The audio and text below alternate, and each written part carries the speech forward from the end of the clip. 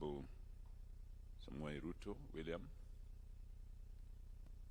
Your Excellencies, the governors present here today, including our chair, Ann Waiguru, the World Bank representative and his staff, cabinet secretaries present, and my fellow governors assembled here this morning for this great occasion.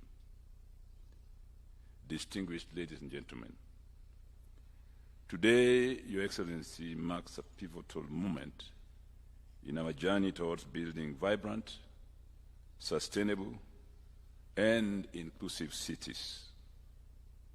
As we gather here for the launch of the second Kenya Urban Support Program, we embark on a mission that holds the promise of transforming not just the physical landscape of our cities and urban areas, but also the lives of millions of people who call these cities their home.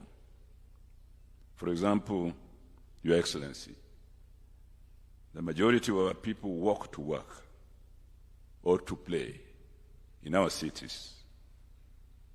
They need safe walking ways that we call non-motorized transport, or NMT.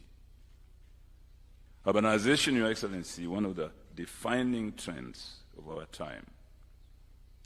Cities are not just centers of economic activity. They are crucibles of innovation, hubs of culture, and engines of progress. Yet, with rapid urban growth comes a host of challenges, from congestion and pollution to inadequate infrastructure and social inequality. The task before us is clear, Your Excellency. We must embrace the opportunities presented by urbanization while addressing its associated complexities. The program we're launching today is built on the principles of sustainability, resilience, and equity. The development objective is to strengthen the capacities of urban institutions to do the following, Your Excellency. 1, improve the delivery and resilience of urban infrastructure and services. 2, enhance the private sector engagement in urban planning. And 3, support the transition of refugee camps into integrated host community refugee settlements, especially, Your Excellency, in areas which are prone to natural disasters. Your Excellency, ladies and gentlemen, sustainable urban development is more than just bricks and mortar. It's about fostering communities where every individual has the opportunity to thrive regardless of their background or circumstance. Central to this approach is the concept of inclusive urbanism.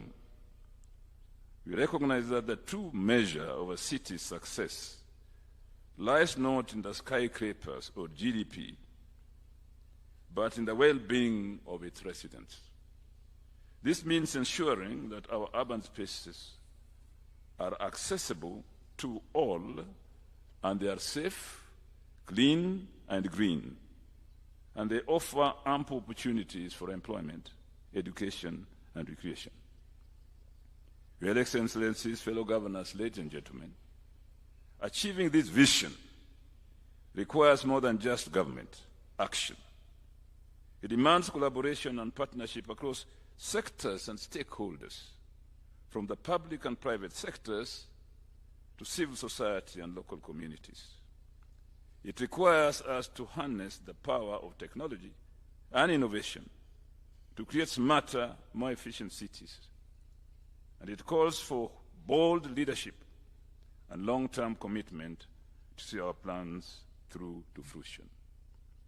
As we embark, Your Excellency, on this journey through the launch of the second Kenya Urban Support Program, let us remember that the true test of our success will not be measured in ribbon-cutting ceremonies or press releases, but in the tangible improvements we bring to people's lives. And finally, Your Excellency, let us strive to build cities that are not just sustainable and prosperous, but also compassionate and inclusive. And let us leave a legacy that future generations will look back on with gratitude and pride. Your Excellency, the future is urban. I thank you.